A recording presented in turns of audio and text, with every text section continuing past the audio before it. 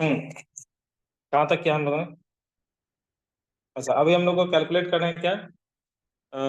Drift velocity. नहीं, drift velocity तो कर लिया। करंट और रिलेशन बिटवीन करंट है। तो मान लेते हैं ये जो कंडक्टर है उसमें number of electrons, let small n be the number of electrons per unit volume. Number of electrons per unit volume. Per unit volume में कितने हैं? n नंबर ऑफ इलेक्ट्रॉन्स है। ठीक है। तो अगर तुमने एल लेंथ ले लिया और क्रॉस सेक्शन एरिया ए है, तो वॉल्यूम क्या हो चुका तुम्हारा? A into L. तो नंबर ऑफ इलेक्ट्रॉन्स कितने हो गए इसमें? N into A into L. कितने नंबर ऑफ इलेक्ट्रॉन्स? ठीक है, कितने हो गए नंबर ऑफ इलेक्ट्रॉन्स? तो number of electrons N into A into L है।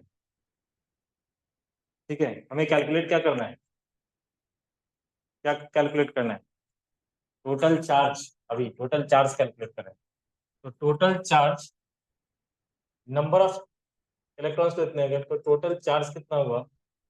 टोटल चार्ज हो गया N into A into L into E. Charge of electron से मल्टीप्लाई कर दी। माइनस ही लिखना है, माइनस ही लिख सकते हैं। ठीक है। अब ये एल लेंथ, एल कितना है? एल लेंथ कितना है? तो लेंथ एल है। अगर टी टाइम में उसने एल लेंथ ट्रेवल किया है तो हम ऐसे लिखेंगे, या डेल्टा टी टाइम अगर ले लेते हैं तो L equal to V D into delta T होगा, आया ना? तो एल की जगह पे हम क्या सब्स्टिट्यूट करें? अरे वी स्पीड से जा रहा है, कांस्टेंट स्पीड से, और डेल्टा टी टाइम तक गया, तो कितनी दूर गया होगा? V D delta T. तो टोटल चार्ज क्यू को हम लोग कैलकुलेट करेंगे, या डेल्टा क्यू को कैलकुलेट करेंगे, एन इंटू ए, एल की जगह पे V D delta T into charge T. ठीक है। अब ये डेल्टा टी से डिवाइड कर दो, delta Q by delta T. ये हो गया एन ई ए टी। ठीक है। Delta Q by delta T equal I equal to N E A. तो ये करंट और ड्रिफ्ट वेलोसिटी के बीच का रिलेशन। पर मैं हेडिंग लिखता हूँ, लिखना relation between drift velocity and current.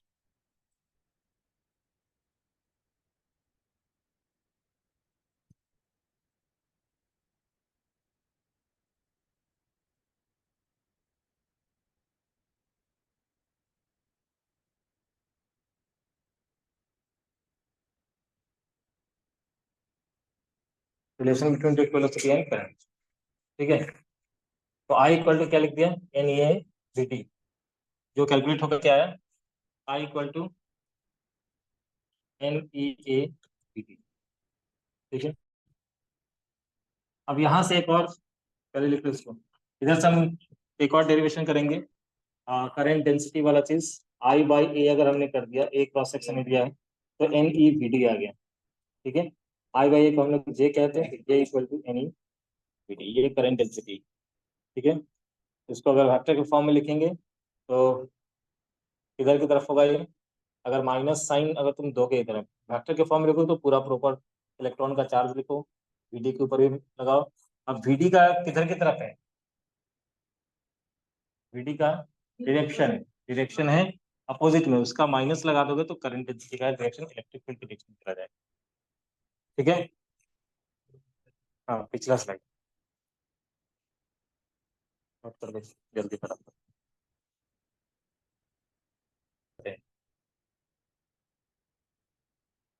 अब हमें रिलेशन स्टेबल करना है इलेक्ट्रिक फील्ड और करंट डेंसिटी। उसको हम कहते हैं vector form of Ohm's law. ठीक है। ओम्स लॉ क्या है पहले ये जान लो। V equal to I R, ये था ना? क्या कहा गया था कि जितना ज्यादा पोटेंशियल डिफरेंस किसी कंडक्टर के क्रॉस अप्लाई करोगे उतना ही ज्यादा उसके अंदर करंट होगा। V proportional to I. Proportionality हटाते तो कांस्टेंट आर देते। V equal to I R. ठीक है। तो यहाँ पे जो करंट डेंसिटी है थोड़ा उसका मैग्नीट्यूड में लिख रहा हूँ, J is equal to N E V D, यही है ना, मैग्नीट्यूड लिख रहा हूँ, मैंने माइनस एन हटा दिया। और वी डी का वैल्यू हमने कैलकुलेट किया था पहले का, ये रहा, ई इंटू ई, मैग्नीट्यूड लिखूंगा E into E by M into tau. ठीक है, तो इस वी डी की जगह पे मैं मैग्नीट्यूड लिख रहा हूँ, N into E into E by tau, यही था ना, एम था, E into E by M था, क्या बोल रहा है ये, एम, एम इंटू टाउ ये था। ठीक है, तो ये बन चुका है N E square by M into tau into E. तो इधर से आ गया क्या, ये पूरा चीज जो है वो कांस्टेंट है। इन तो इलेक्ट्रॉन डेंसिटी था पर यूनिट वॉल्यूम, ये इलेक्ट्रॉन का चार्ज है, टी रिलैक्सेशन टाइम है, ये भी कांस्टेंट है, 10⁻⁴ बताया था, मास ऑफ इलेक्ट्रॉन, ये सब कांस्टेंट। इस पूरे कांस्टेंट को एक नाम दिया गया है, सिग्मा। सिग्मा क्या है, कंडक्टिविटी ऑफ द इलेक्ट्रॉन। ठीक है, तो जे इज इक्वल टू क्या लिखेंगे, sigma into E, J is equal to sigma into E. इसी को अगर वेक्टर के फॉर्म में तुम लिखोगे तो ऐसे लिखोगे, J is equal to sigma E, where sigma is where sigma is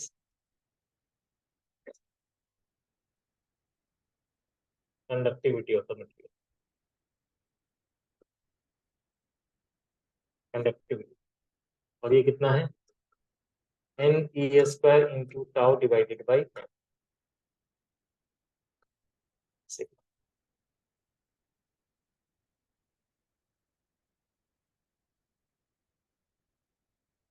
ठीक है,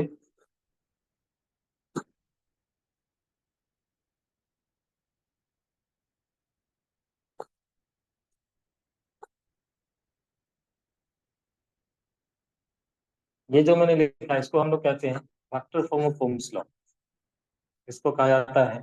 ये जो मैंने ऊपर में लिखा है, J is equal to sigma into, derivation तो दिखा दिया है, जे इक्वल टू सिग्मा कैसे है, इसको हम कहते हैं vector form of Ohm's law. Ohm's law का वेक्टर फॉर्म है J is equal to sigma into. अब कैसे है वेक्टर फॉर्म, इसको अगर दिखाएंगे कि वेक्टर, हम लोग तो ओम्स लॉ में जानते थे V equal to I R, तो ये भी दिखना चाहिए, तो थोड़ा इसको अगर डिराइव करेंगे हम आगे, ये कुछ ऐसा ही दिखेगा। देखते हैं, जे इज इक्वल टू क्या लिखा, सिग्मा इंटू ई, ये है, और जे को हम लोग क्या लिखते हैं, आई बाई ए, और सिग्मा को क्या लिखते हैं, 1 बाई रेसिस्टिविटी रो, और इलेक्ट्रिक फील्ड को इन टर्म्स ऑफ पोटेंशियल लिखते हैं V by N, DV by D R लिखते हैं ना, E equal to DV by D R, तो ये वी बाई एल। ठीक है, तो अगर वी को निकालेंगे हम लोग इधर से, तो rho into L by A into I हो गया। इस पूरे चीज को हम कहते हैं resistance.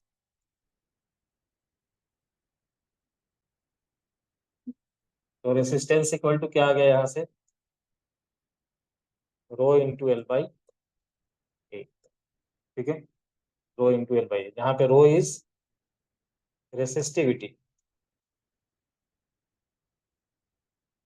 A is cross section area,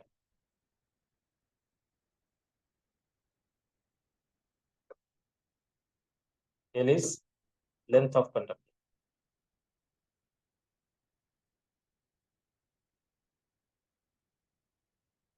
ठीक है,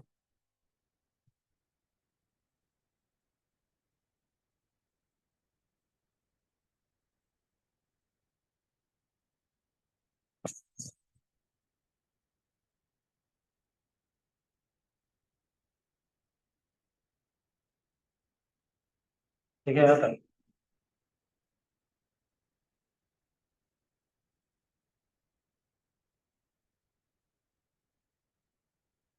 तो रेसिस्टेंस इक्वल टू क्या आ गया, रेसिस्टेंस है क्या, तो ऑब्स्ट्रक्शन, करंट के फ्लो होने में जो ऑब्स्ट्रक्शन है उसको हम क्या कहते हैं, रेसिस्टेंस। ठीक है, तो रेसिस्टेंस जो आया यहाँ पे वो आ गया रो इंटू एल बाई ए।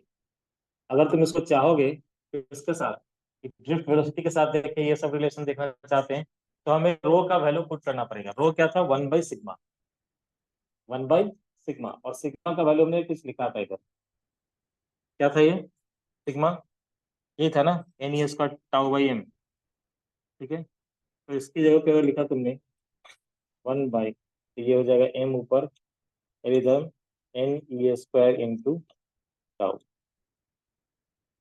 अब इस रेसिस्टेंस का देख लो, जो डिफरेंट टर्म के साथ मैथमेटिकल रिलेशन है वो यहाँ पे दिख रहा है, ठीक है। रेसिस्टेंस को अगर हम लिखना चाहेंगे तो लेंथ के साथ तो डायरेक्टली प्रोपोर्शनल है, एरिया के साथ इनवर्स रिलेशन है, ठीक है। रिलैक्सेशन टाइम के साथ भी इनवर्स, ठीक है। कभी अगर कह देंगे कि हाँ रिलैक्सेशन टाइम बढ़ा घटा तो उसमें कांस्टेंट की प्रेस को नहीं लेंगे, ठीक है। अगर बढ़ रिलैक्सेशन टाइम अगर बढ़ गया घट गया तो उसके अकॉर्डिंग आंसर किया जा सकता है। ठीक है। फिलहाल हम लोग का फोकस था इस रिलेशन के ऊपर, R equal to rho into L by, इसको थोड़ा डिटेल डिस्कशन करेंगे अभी। रेसिस्टेंस आर इक्वल टू क्या लिखा, रो इंटू एल बाई, ये लिखा रेसिस्टेंस आर, ठीक है। Rho into L by, rho तो कांस्टेंट है क्योंकि N E square tau, tau को जनरली कांस्टेंट लेते हैं, ई चार्ज है, एन इलेक्ट्रॉन डेंसिटी है, एम मास है, ये सब जनरली कांस्टेंट है, इसलिए डेंसिटी रो रेसिस्टिविटी तो कांस्टेंट हुआ।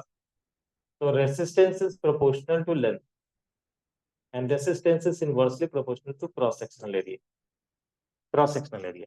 ठीक है। तो आर प्रोपोर्शनल टू एल, ठीक है। लेकिन किसी एक ही वायर को पहले मान लेते हैं ये एल लेंथ का सपोज है, अब इसको खींच के लंबा कर दिया उन्होंने एन टाइम्स, एन एल कर दिया, क्या कर दिया, एन इंटू एल। लेकिन यही वायर, सेम वायर, ये दोनों क्या है, same wire, area A by N हो गया। फिर उसको खींच दिया गया है या रिकास्ट कर दिया गया है, ठीक है। तो इसका एरिया अगर ए था तो नए वाले का एरिया ए बाई एन हो जाएगा, क्यों, कैसे, तो फर्स्ट वाले वॉल्यूम को हम सेकेंड वाले वॉल्यूम के साथ इक्वेट करते हैं। पहला वाला अगर क्रॉस सेक्शन एरिया ए है, लेंथ इसका एल है, ठीक है, ए इंटू एल। तो अभी नया वाला एरिया हमें निकालना है, ए प्राइम लिख दिया, और लेंथ में मालूम है कि एन टाइम्स इंक्रीज करके एन एल, एल से एल कैंसिल हो गया, तो नया वाला जो एरिया है ए प्राइम, वो पुराने वाले एरिया का एन हो जाएगा। दोनों V one equal to V two, दोनों वॉल्यूम को इक्वेट किया गया, ठीक है, क्योंकि हमने इसको रिकास्ट किया लेकिन वॉल्यूम थोड़ी ना चेंज हुआ होगा, ठीक है। तो एरिया इसका ए बाई एन हो जाएगा। अब तुम खुद सोच के देखो कि रेसिस्टेंस जो है, नया वाला रेसिस्टेंस, पहले वाला था ये रो इंटू एल बाई, अभी क्या है आर प्राइम हो चुका है, रो तो वही रहा, मटेरियल वही है, लेंथ एन इंटू एल हो चुका है, एरिया ए बाई एन हो चुका है, तो ये N into N, N square rho into L by A हो चुका है। और इसको तो हम पहले वाला रेसिस्टेंस आर लिख सकते हैं, तो एन स्क्वायर इंटू आर,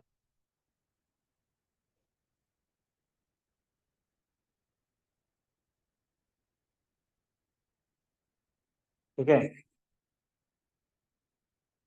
लिखते जाओ लिखते जाओ।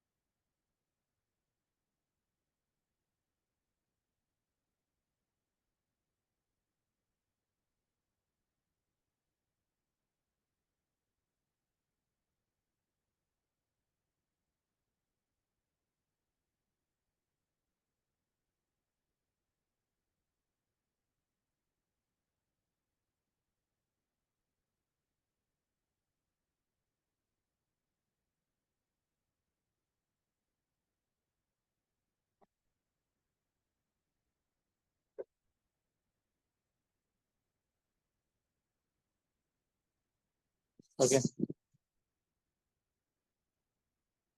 एक दो क्वेश्चन देख लो, एक दो क्वेश्चन देख लो, रुक जाए और कराएंगे तब। रेसिस्टेंस आर जो है, आर को हमने क्या लिखा, रेसिस्टेंस टेम्परेचर के साथ वेरी करेगा और रेसिस्टिविटी भी टेम्परेचर के साथ वेरी करता है, ठीक है। Variation of temperature, variation of resistance with temperature. तो जो भी रेसिस्टेंस है डेल्टा आर, या पहले रेसिस्टिविटी के लिए लिख लो, रेसिस्टिविटी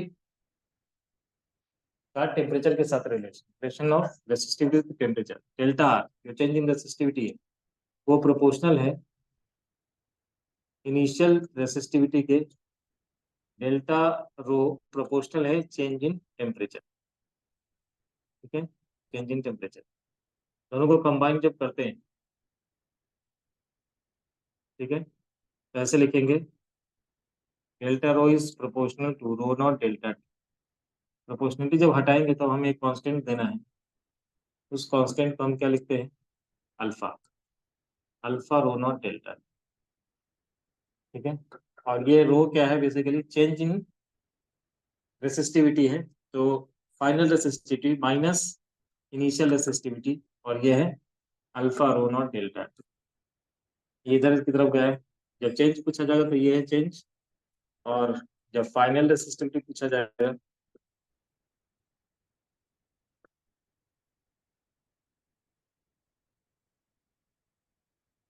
ये, ठीक है। जहाँ पे अल्फा किसको हम कहते हैं, ये रो क्या है, रो not initial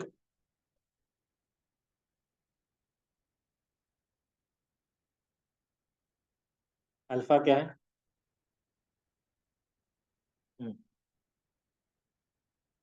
thermal coefficient of, thermal coefficient of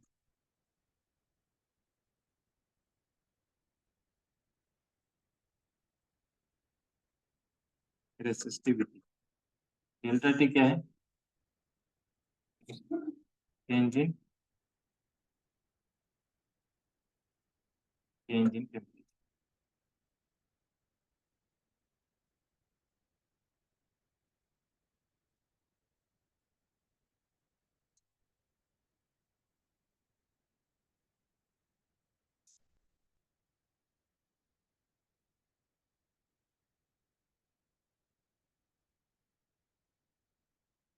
ठीक है। सिमिलरली हम लोग लिख सकते हैं किसके लिए भी, रेसिस्टेंस के लिए भी ये साइन लिख सकते हैं,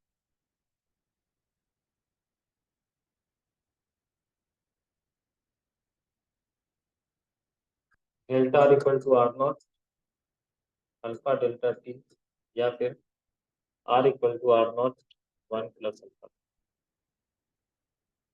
ठीक है। लिखो इसको, इसका कुछ क्वेश्चन है देखते हैं, नोट कर लो पहले से।